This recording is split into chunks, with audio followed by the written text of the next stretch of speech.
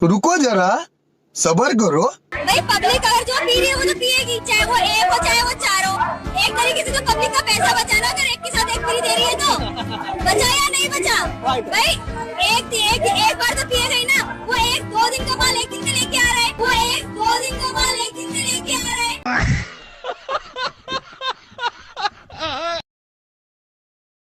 Kejriwal ji, jail जाने के दिन नजदीक आ रहे हैं, डर लग रहा है? कब आज़ादी मिलेगी, कब आज़ादी नहीं मिलेगी। वो लोग देश को आज़ादी दिलाने के लिए जेल गए, मैं देश को बचाने के लिए जेल गया हूँ। आपके वाले जज जो हैं वो अच्छे हैं, ईमानदार हैं, और सिसोदिया वाले जज जो हैं वो ईमानदार और अच्छे नहीं मैं हैं। ये नहीं कह रहा नहीं, आपने अभी कहा इंडिविजुअल जजेस की बात ना करें तो अच्छा है, बिकॉज वो अच्छी बात नहीं है। लो, ये तो मुद्दे लगा साला। अदालत ने कहा कि भ्रष्टाचार के इस मामले में उस समय हुआ जब कुछ लोगों को फायदा पहुंचाने के लिए नीति बनाई गई ताकि पैसा आ सके।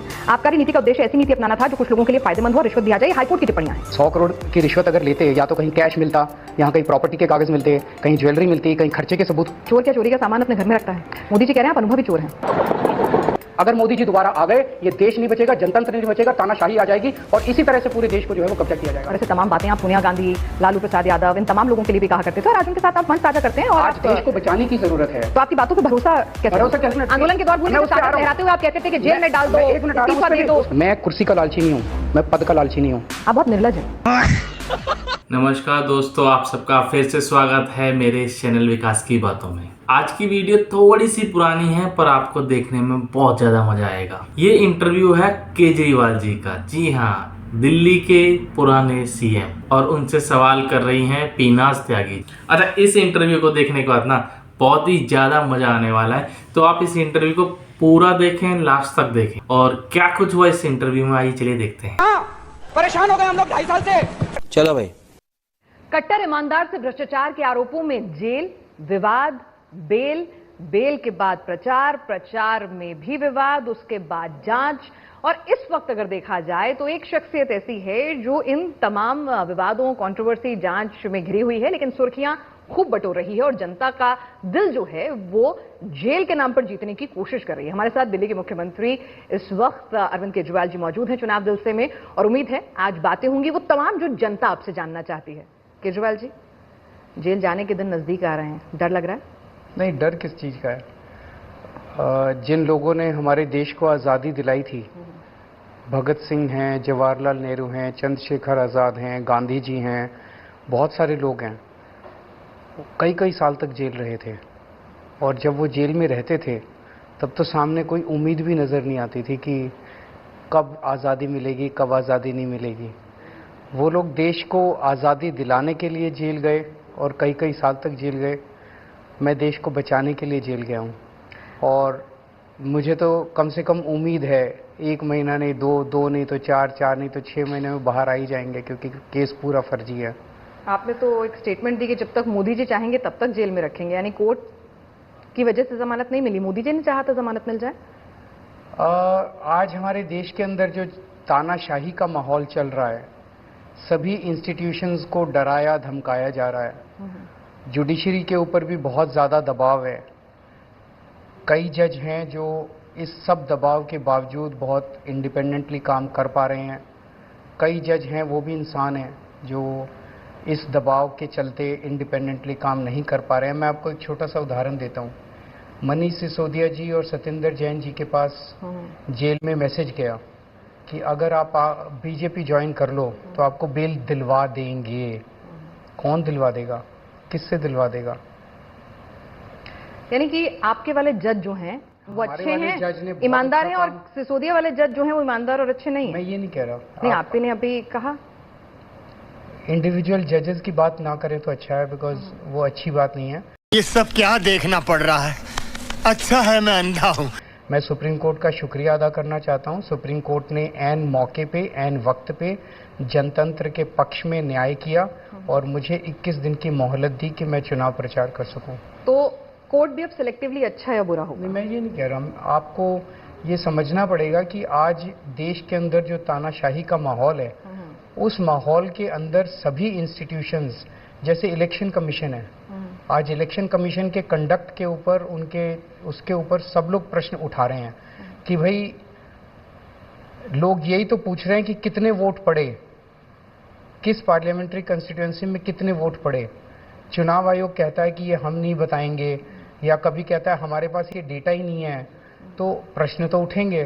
ठीक है, और आपकी बात डेमोक्रेसी के अंदर जो इंस्टीट्यूशंस हैं उनकी इंडिपेंडेंस बहुत जरूरी होती है और पारदर्शिता बहुत जरूरी होती है। ठीक है, आपकी ही स्टेटमेंट से मैं पूछना चाहूंगी, समझना चाहूंगी, आज कई अखबारों की हेडलाइन भी है कि आपने कहा कि नरेंद्र मोदी जब तक चाहेंगे तब तक आप जेल में रहेंगे।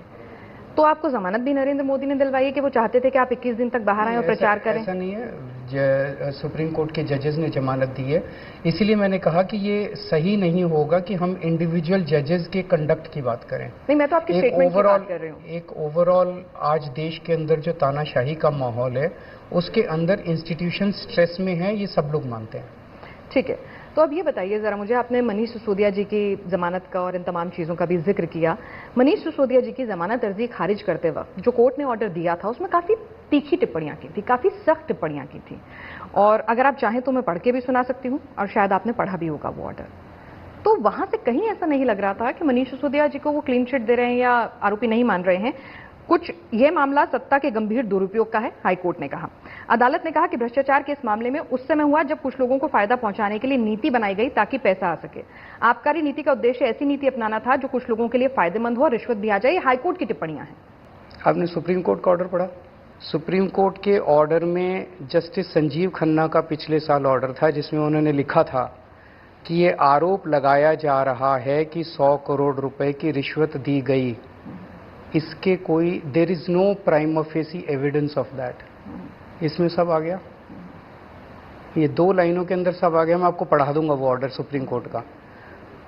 तो हाई कोर्ट के ऊपर तो सुप्रीम कोर्ट है नंबर 1। नंबर 2, इस पूरे मामले में 500 से ज्यादा रेड हो चुकी है। कह रहे हैं 100 करोड़ की रिश्वत ली गई, अभी 10 दिन पहले बोले नहीं 100 करोड़ नहीं 1100 करोड़ की रिश्वत ली गई। रिकवरी कितनी हुई है? 54 की रिकवरी हुई है। वो 100 करोड़ कहाँ गया? हवा में गायब हो गया।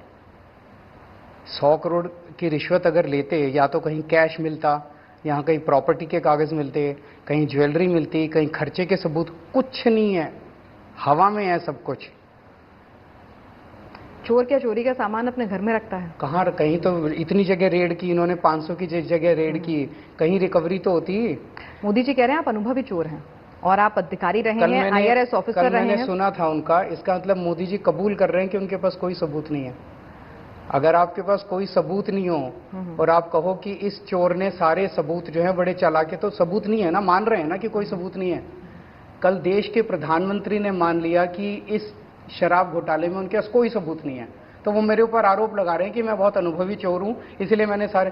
तो अगर सबूत नहीं है तो छोड़ दो, फिर मेरे को क्यों पकड़ रखा है? तो अदालत जब सबूत मिल जाए तो मुझे बता दो। अदालत ने भी आपको, सुप्रीम कोर्ट ने, आपने कहा कि सुप्रीम कोर्ट के आप शुक्रगुजार हैं, तो उन्होंने भी वापस लौटने के लिए कहा, ये नहीं कहा कि भाई ठीक है। अभी मामला चल रहा है, अब जुलाई के अंदर मेन ऑर्डर आएगा, ऑर्डर रिजर्व किया उन्होंने, ऑर्डर आएगा तो पढ़ लेना। दिल्ली की जनता के मन में जो सवाल है, क्योंकि दिल्ली की जनता के मन में सवाल, अर्जी जब खारिज दिल्ली की जनता के मन में सवाल नहीं है।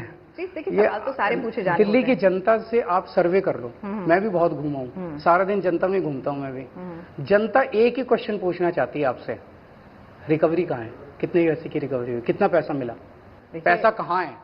देखिए तो ये झूठे आरोप लगा के, यही तो तानाशाही है। यहाँ पे मेरे को जेल में डाल दिया, मनीष सिसोदिया को जेल में डाल दिया, सत्येंद्र जैन को जेल में डाल दिया, संजय सिंह को जेल में डाल दिया, हमारे बैंक अकाउंट कह रहे हैं सीज करेंगे, हमारा दफ्तर छीनेंगे, और प्रधानमंत्री जी आ जाओ अब चुनाव लड़ते हैं। कांग्रेस का 1 महीने पहले बैंक अकाउंट फ्रीज कर दिया, कह रहे हैं आ जाओ अब चुनाव लड़ते हैं। एनसीपी के 2 टुकड़े कर दिए, एनसीपी पार्टी छीन ली, उनका दफ्तर छीन लिया, उनके सिंबल छीन लिया, और कह रहे हैं आ जाओ अब चुनाव लड़ते हैं। शिवसेना का पार्टी के 2 टुकड़े कर दिए, शिवसेना का दफ्तर छीन लिया, उनकी सिंबल छीन लिया, उनकी पार्टी छीन ली, कह रहे हैं आ जाओ अब चुनाव लड़ते हैं। ममता बनर्जी के मंत्रियों को जेल में डाल दिया, स्टालिन के मंत्रियों को जेल। ये चल क्या रहा है हमारे देश के अंदर? आप ये ऑर्डर लेके बैठे हैं, ऑर्डर से बहुत कहीं ज्यादा ग्रेव सिचुएशन है इस देश के अंदर। अगर मोदी जी दोबारा आ गए, ये देश नहीं बचेगा, जनतंत्र नहीं बचेगा, तानाशाही आ जाएगी, और इसी तरह से पूरे देश को जो है वो कब्जा किया जाएगा। अरविंद जी, ऐसी तमाम आरोप और ऐसे तमाम बातें आप सोनिया गांधी, लालू प्रसाद यादव, इन तमाम लोगों के लिए भी कहा करते थे, और आज उनके साथ आप मंच साझा करते हैं, और आज देश को बचाने की जरूरत है। तो आपकी बातों पर भरोसा कैसे? भरोसा क्या? एनसीपी के 2 टुकड़े किए कि नहीं किए? अगर कोई जाना चाहता है तो कोई रोक कैसे सकता है? वही तो कोई जाना क्यों आपकी पार्टी के तो नहीं हो रहे 2 टुकड़े?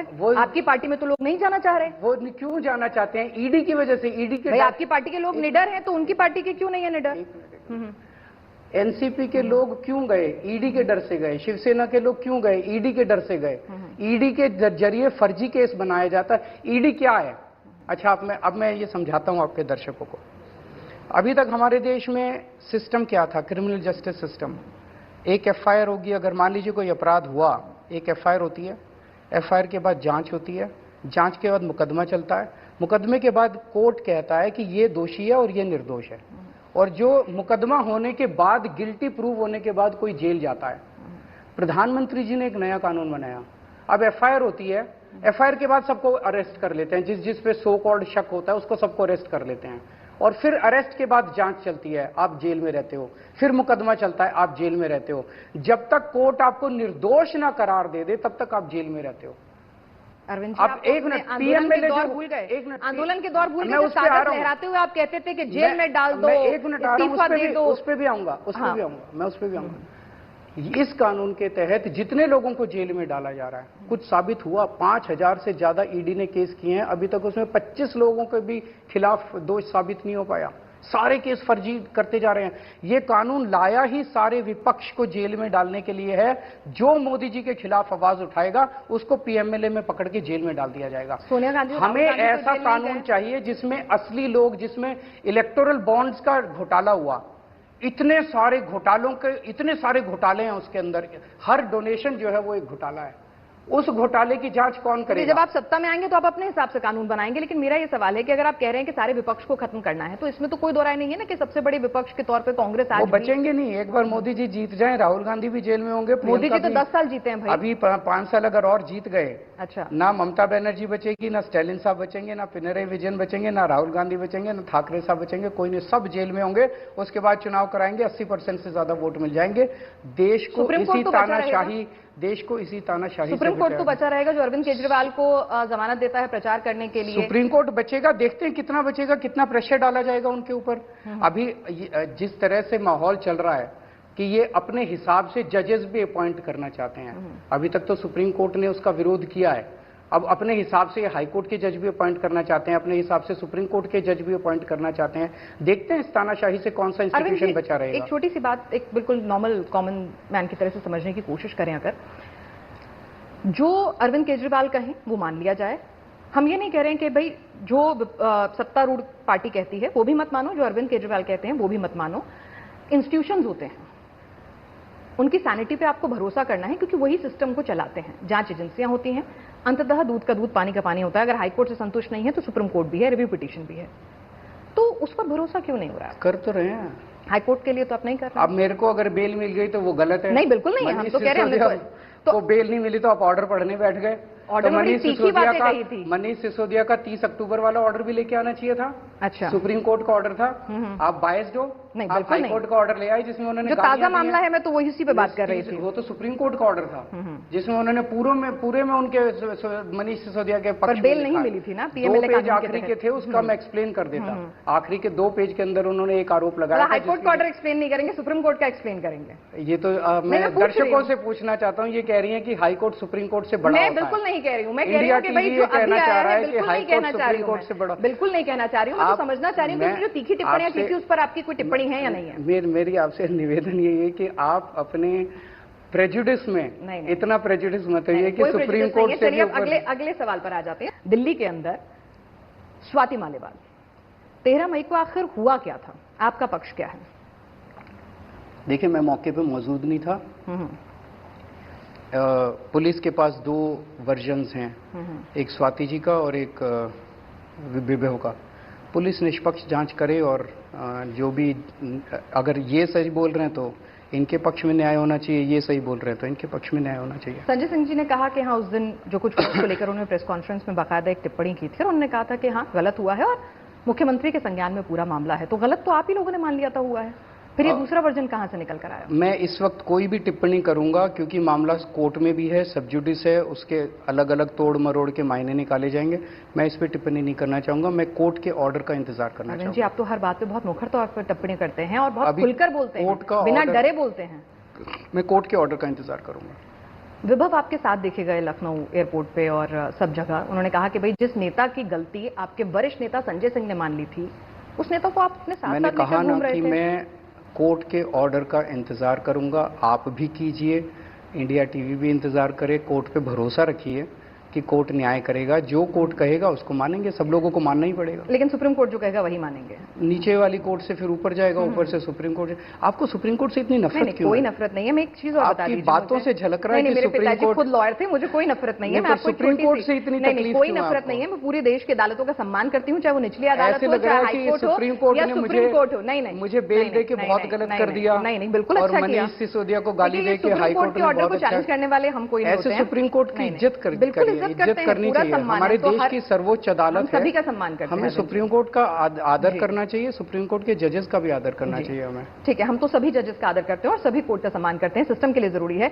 स्वाति मालीवाल से आपकी बात हुई क्योंकि आपकी बहुत पुरानी साथी हैं। अभी मैं पढ़ रही थी तो पता चला आपके बहुत पुराने दिनों के साथी हैं। मैं इस मामले पे टिप्पणी नहीं करना नहीं, मैं टिप्पणी मामले पर नहीं, स्वाति मालीवाल से आपने बात तो की होगी। भाई इतना पुराना साथी अगर नाराज हो जाए, मामले पे टिप्पणी नहीं करना चाहूंगा। मामला कोर्ट में है, कोर्ट का आदेश आ जाने दीजिए। चलिए हम राजनीति पर आ जाते हैं।